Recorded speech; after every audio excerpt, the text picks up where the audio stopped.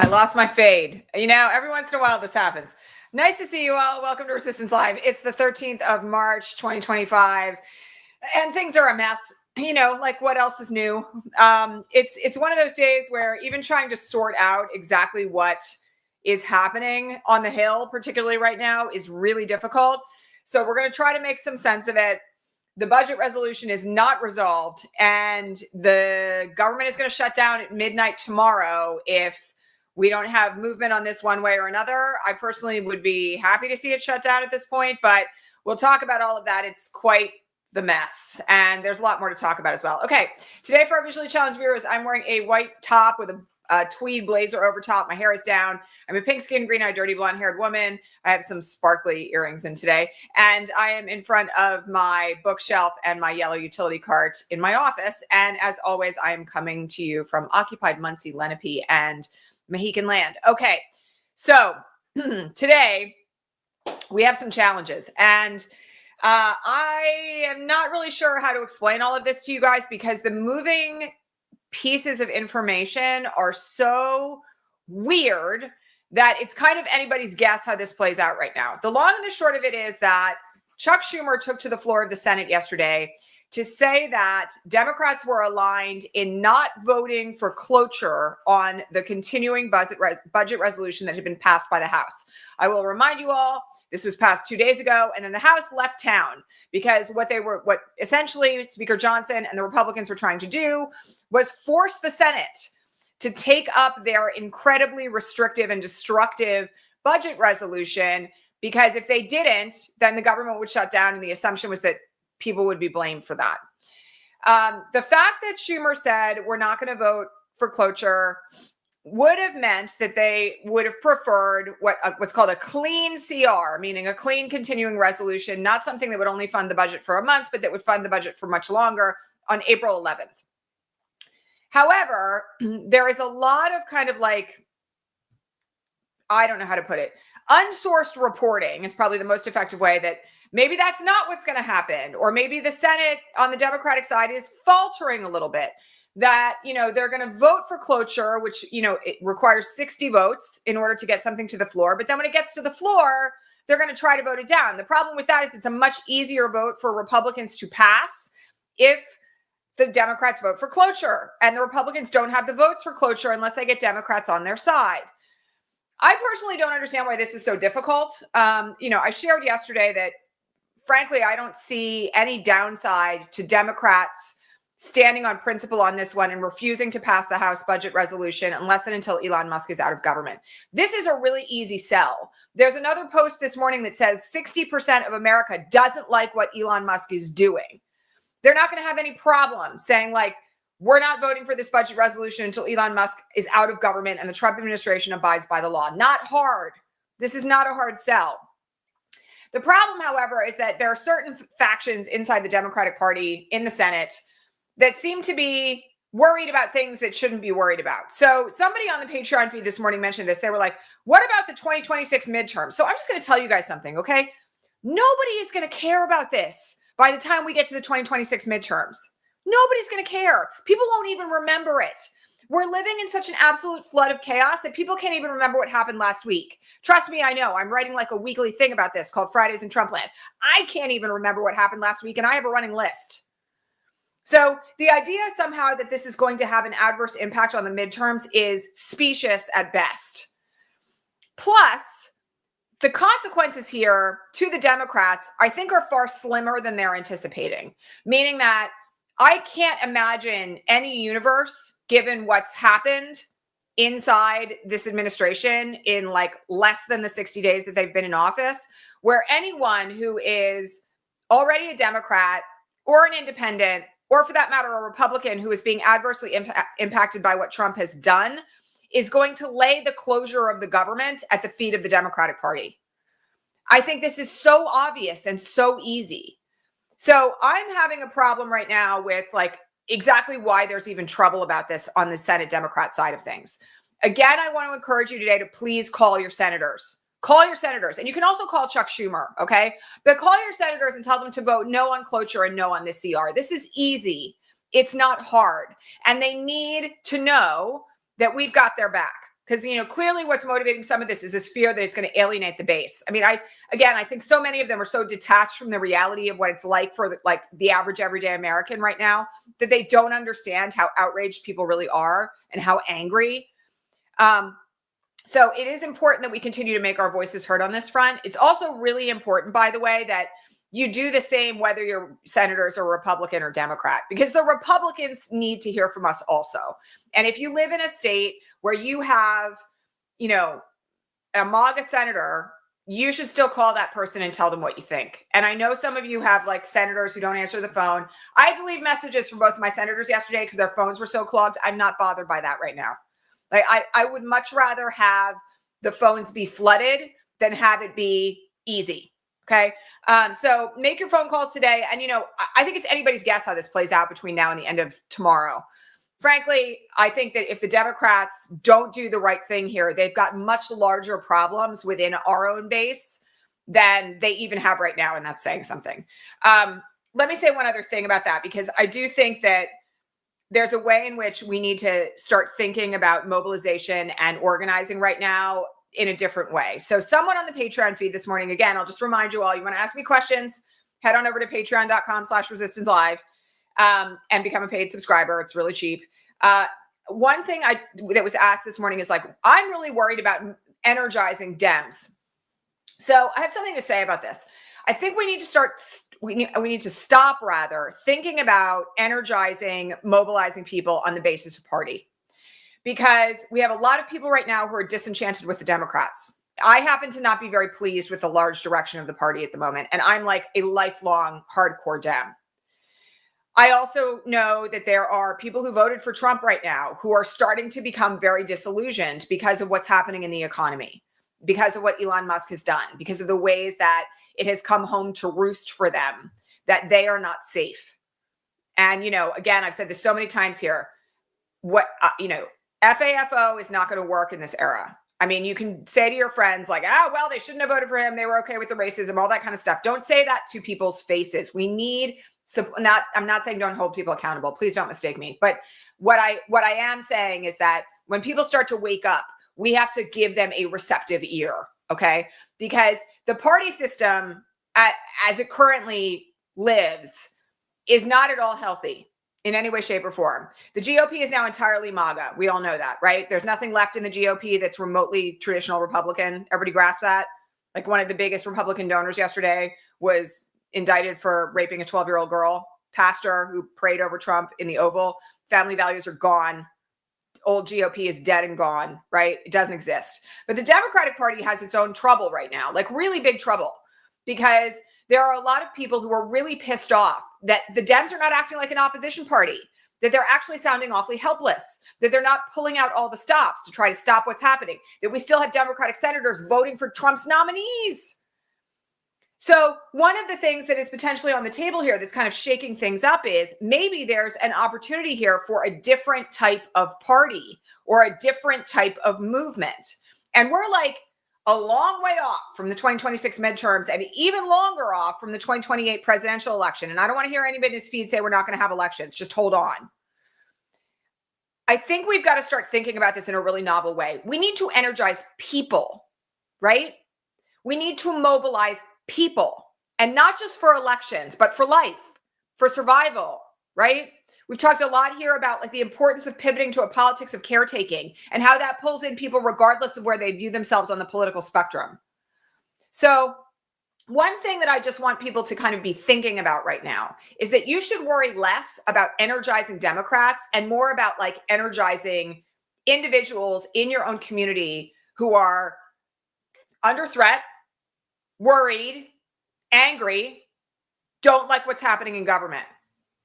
And, I think the time is ripe right now for a discussion about different kinds of movements rising in different ways. You all know that I have been following, for instance, the Working Families Party for quite some time right now that has endorsed candidates for office for the last 5 years at least.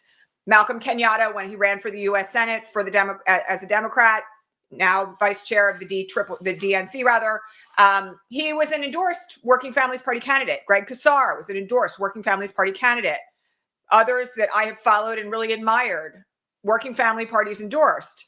Working Families Party endorsed. And so, keep in mind that, Mo Mitchell, who of course founded the Working Families Party, and Nalini Stamp and other amazing folks who work with working families have a 20-year vision for what the Working Families Party is going to become. And they really care about working people in America. They're an anti-racist party movement.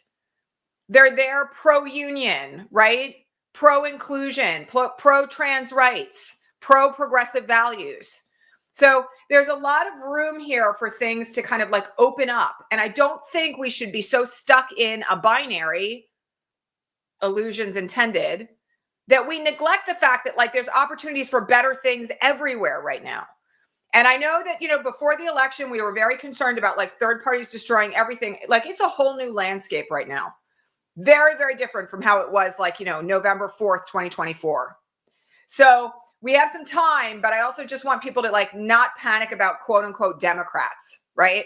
Start thinking about how you're going to organize and mobilize for like long-term impact that will include elections, but isn't just about that.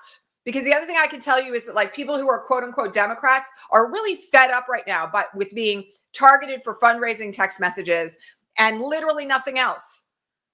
Not being heard, not being spoken to, not being cared about, not seeing the kind of response in our leaders that we want.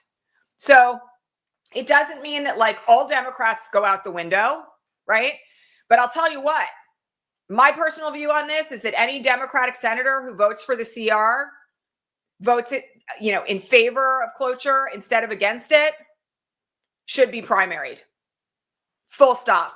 Not all of them are up for re-election in 2026, but I'm like done, So we have to really start thinking creatively right now. And I am less worried about energizing the Democratic base than I am worried about making sure people survive and that they're in community and that they know that people love them and that we have like the potential of leaders who actually give a good goddamn about the future of this country. Because I'm not convinced that senior Democratic Party leadership is it at this moment. And, for everybody who's worried about vote splitting, just wait. Like literally just wait. Because the other thing I'm going to say here is that coalition governments are built in other countries all over the world. There's nothing to say that like, a traditional Democratic Party and a progressive new party couldn't caucus together on the Hill on issues that they cared about. Like, it's really time to start thinking out of the freaking box because, we're way out of it in case you hadn't noticed. All right. We have a bunch of like smaller breaking news things that we need to kind of cover today. So, Tim Walz is starting a kind of barnstorming campaign all around the country in districts where GOP representatives will not do town halls. This is genius. Like, first of all, I have really missed Tim Walz. Like, I saw him on MSNBC yesterday and I was like, I have missed this man tremendously. He's such a brilliant politician. He cares so much about people. And this is really, really smart. This is an opportunity where he's essentially going to turn a megaphone over to Republican folks who are mad at their reps and give them a platform to speak. That has the potential to kind of like change some dynamics pretty rapidly. So that's brilliant. For everybody who missed it, John Larson went to town yesterday in a committee hearing where Elon Musk did not show up, an oversight committee meeting about Doge. Went to town. I'm just going to tell you, we need more like justifiable outrage. And I was really happy to see that. Again, you can call John Larson and thank him today if you want to, but it's really worth tracking down the footage on that. Jamie Raskin is making a suggestion that folks fill out a FOIA, what's called a FOIA request for Doge. So I've done FOIA requests in my life. FOIA is the Freedom of Information Act. And essentially what a FOIA request does is it makes a request to a government agency or a government person to obtain records on areas that are not protected by some form of government privilege. And there was a court ruling yesterday, we talked about this on yesterday's broadcast, that in fact ordered that Doge is a government agency and therefore subject to FOIA. They were trying to avoid having to disclose any information about what they were doing. Jamie Raskin on his website has put up a request for average everyday citizens to file FOIA requests. Now, while you can certainly do this, you can certainly try to drown Doge in paperwork. Okay, this, because they have legal obligations for how they're going to respond. They have to respond to things within a certain window of time. Then if they don't, or they respond with a FOIA letter that withholds certain things they're not allowed to withhold, then you can initiate a court action. See, that's where it gets kind of complicated, because while it's important, and I see what he's trying to do, which is like essentially drown Doge in paper so that they can't actually do anything, they could feasibly just respond with a letter that says, not giving you anything that you asked for. And then the question is like, what do average everyday citizens do? Because the next option is to file a federal court case. And I don't really see how like thousands of everyday Americans are going to pursue federal court cases individually against Doge for records. So I'm not opposed to it in principle. I get the idea of what Jamie Raskin is doing, but the end game of it to me doesn't seem terribly fruitful, which doesn't mean don't try, right? Does that make sense? Like you can file the FOIA request if you would care to. They may not give you anything. And then you as an individual would have to decide whether or not you want to retain a lawyer to go file a case for you. I don't know. I'm not going to say don't try, but I'm also going to say I'm not sure that like there's an end game there that kind of gets Jamie Raskin where he wants. You cannot file a class action on the basis of FOIA. You guys are really funny. Some of you missed, by the way, the whole thread that I did last week on why class actions are not viable in 99% of circumstances. So let me should I do a little short recap on this so everybody can stop asking about class actions? The first 7 years that I was a lawyer, I did class actions. Okay. I did them for securities fraud, antitrust fraud, environmental law, product liability, all sorts of things. Okay. The way that class actions work is that you have to abide by Rule 23 of the Federal Rules of Civil Procedure when you file a class action. And there are 4 requirements under the first part of Federal Rule 23 that you have to meet. The one that is most likely to defeat a class action is what's called commonality, because it requires that there is a common injury and common set of facts in the class. Okay. Then, if you are filing a non-injunctive relief case, which falls under 23B2, if you're filing a 23B3 case, which is for damages, you also have to show something called predominance. And what that means is that the common questions of law and fact have to predominate over uncommon questions of law and fact, meaning things that are individualized. The standard for class actions is very hard to meet. Okay, so let me give you an example here. The reason why this came up a couple of weeks ago and why we talked about it at that point is because there were people who were like, I want every American to file a class action about, our data being stolen from the IRS. So here's the problem with that. Okay. Even if you have, let's just say, some common core facts, Elon Musk has accessed the IRS databases. I mean, can we prove that? Maybe. Okay. Can we prove that that information has been sent or used in ways that violate the law? We don't really know yet. And then you get to the issue of injury, because here's a couple of ways this could go. You have one chunk of a class or one person in a class whose identity ends up in somebody's hands, and they have their identity essentially stolen, and somebody buys like 100 computers on their credit card and, ruins their credit. And they, then they've got problems, buying a car or something else, right? That person has that kind of injury, but there may be a whole other group of people over here who have literally no injury at all. And then you've got people kind of in the middle. Okay. That's not commonality. And that is definitely not predominance. So when I did class action cases, one of the things that was really critical to how class actions were designed from the jump, like in the complaint that you filed, was that your class definition had to be very, very narrow. Let me give you an example. One of the cases that I worked on was an antitrust case. This was back in like the late 90s. And this was a case that was like incredibly famous at the time in antitrust law. It was called the bulk vitamins case. You can go Google this. All right. The bulk vitamins case essentially alleged that these producers of vitamins that are used like in animal feed, right, or in other industrial uses, all right, got together, all the producers got together, and they fixed the price of these bulk vitamins. So like vitamin C is never going to fall below this floor. Vitamin B, never going to fall below this floor. Classic antitrust conspiracy. But the class that had to be brought for that was not anybody who'd ever taken a vitamin inside the United States. the class had to be incredibly narrowly defined to purchasers of the exact bulk vitamins for a particular use. Okay?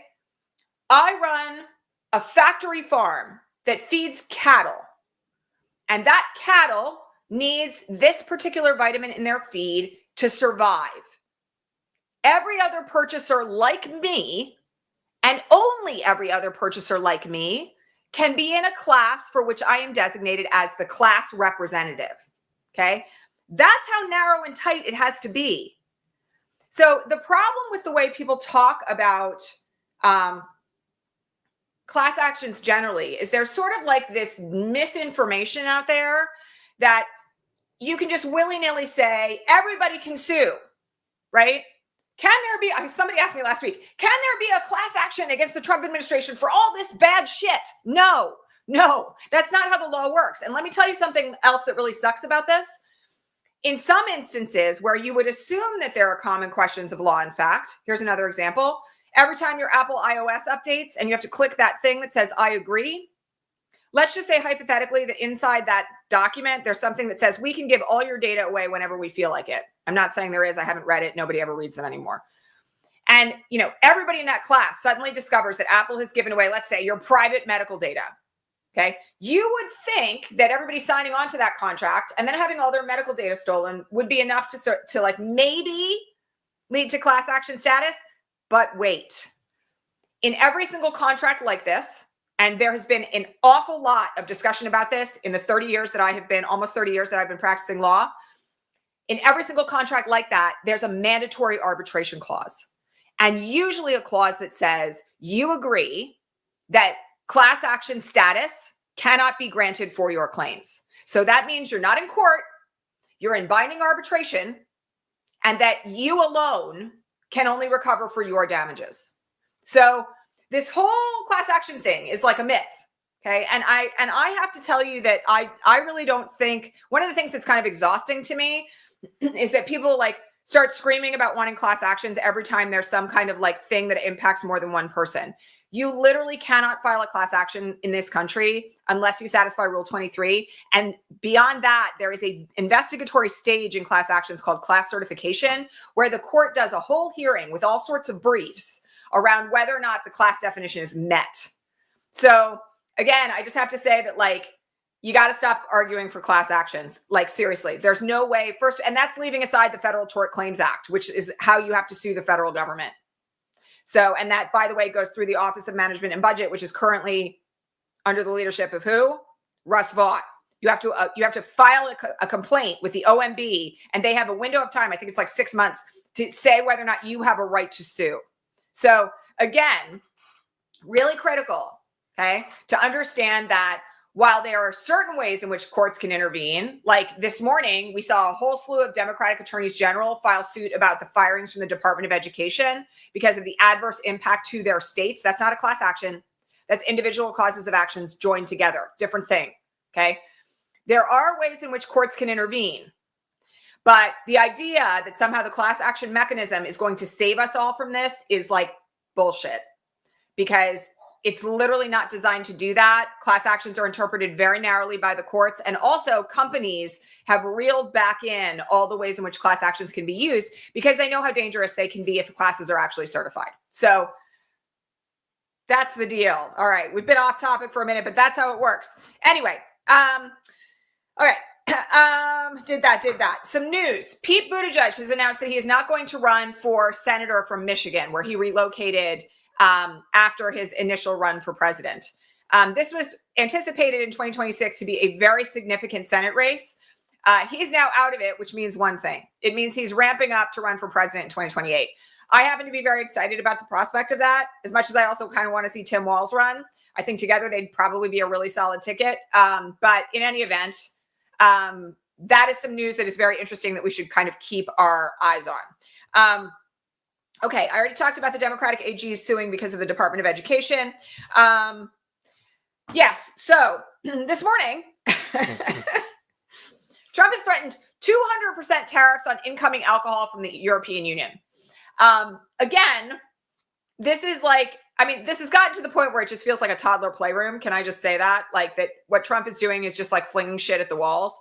And I will just say that I think the adverse impact of this to American consumers, especially like, let's just remind everybody, like wealthy American consumers who drink a lot of French wine, drink a lot of like cognac, drink, perhaps a lot of scotch, are going to feel this really hard. And again, we've seen Trump waver back and forth on these tariffs. He definitely has people in his ear. I said it earlier this week, and I said it in last week's Fridays in Trumpland on my Substack. Like, it's just all chaos all the time. And again, I don't know, man. I had a vision when I read it this morning where I was like, how high is this going to go? Are we going to 500% tariffs on steel and aluminum? Are we going to 750% tariffs on incoming agricultural products? Like, how low is the stock market going to fall before all of this is over? It's nuts. It's bonkers. Also on the bonkers front, there is some rumored reporting this morning that Trump is ramping up to put U.S. military forces on the Panama Canal. Again, I have to remind you all that the thing is that if the U.S. actually gets control of the Panama Canal, Trump can shut it down for people that he doesn't like. And that causes a whole host of problems. Some of you probably remember this from early geography, but if you have to go all the way around the Horn of South America to get to Asia or the West Coast of North and South America, your shipping costs go through the roof. So this is yet another way that he's trying to exercise power and control. And it makes no sense to me. It really doesn't. And simultaneously, I don't know how successful he's going to be at this. I am going to remind you guys that a company that is BlackRock, which you all should have heard of by now, huge kind of like hedge fund private equity entity, bought 2 of the ports on either end of the Panama Canal last week. And they are like in Trump's pocket. So I don't know. I mean, I have this moment where I'm like, I don't know. And, the only thing I can tell you is that he's nuts, right? This is not, I am not alone in this. Like, as I mentioned yesterday, this very famous economic commentator yesterday on CNBC went off about how insanity is not a strategy, Kelly. Again, you can go find that footage. Brian Tyler Cohen shared it.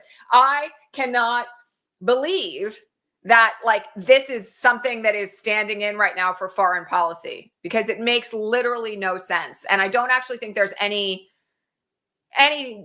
worthwhile use of time trying to figure out why, because there is no why beyond the fact that Trump has his feelings hurt or his manhood threatened. And, that kind of explains it all. All right. Final thing that I just want to say today, I referenced the 2026 midterms quite a bit here today. And, we are a ways away. We're 18 months away from that. We have plenty of time to kind of ramp up for that and everything else. I do want to just say one thing here, though. At my organization, the Gaia Leadership Project, you all know this. We work with a lot of leaders and a lot of folks who are really trying to make a significant impact at this moment in time in particular. Over the last 15 years, we've worked with a lot of people who have run for office. And while we don't do the formal, here's how you set up your campaign sort of thing, we have done a lot of background work to try to get women in particular into positions where they're ready to run. And, other organizations like Emerge and Run for Something and She Should Run do phenomenal work actually training people on how to campaign. We do the kind of background work of your worthiness to lead, right? And how to prepare you to be a really great leader. All that said, the reason why I'm saying all of this today is that I cannot emphasize enough how important it is going forward that no Republican seat go unchallenged, and that no old school Democrat who's letting us down, goes unchallenged either. I'm going to remind you all that AOC, who is one of the most brilliant political minds of this generation, ran against an old school Democrat who everyone thought could not lose, and she beat him in the primary. This is a moment where if you feel called to run for anything, school board, water board, city council, mayor, all the way up the chain, House of Representatives, Senate, right? Governor. We have some people who have worked their way up here. We have a bunch of people who are currently sitting in office who have been with us for a long time. Please consider it. It is just not a moment to sit on the sidelines with this stuff anymore. And we're 18 months out. There's plenty of time to get educated and trained. There's plenty of time to move in the direction of being ready to do something like that. But seriously, please consider it. And, you know, local elections are happening all the time. We have a gubernatorial election here in New Jersey this year. There's like, you know, local elections happening to fill those 3 empty seats. You probably heard a lot about this, 2 in Florida, 1 in New York State. Huge special elections. It's time, if you feel called to do this, to consider running. And I will say that even from the perspective of like really small seats, please consider it. Like, please consider it, because at every level right now, MAGA is having adverse impact on people's lives. So that's my invitation to you today. Okay. Like, if you feel at all called to do it, please consider it. All right. Thank you so much for being here. I will remind you all to please give me a thumbs up. If you like what we're doing here, don't forget to subscribe and share this broadcast. Comment if you're watching on the replay, because the comment helps the algorithm know that you like what we're doing here. And also thanks to our many supporters, both on Patreon and who are channel members here on YouTube. We appreciate you. It helps to keep this work going. It helps me to pay my staff and feed my children. Yeah, I will catch you back here tomorrow. All right, my friends. Take care, everyone. I'll see you soon. All right, bye.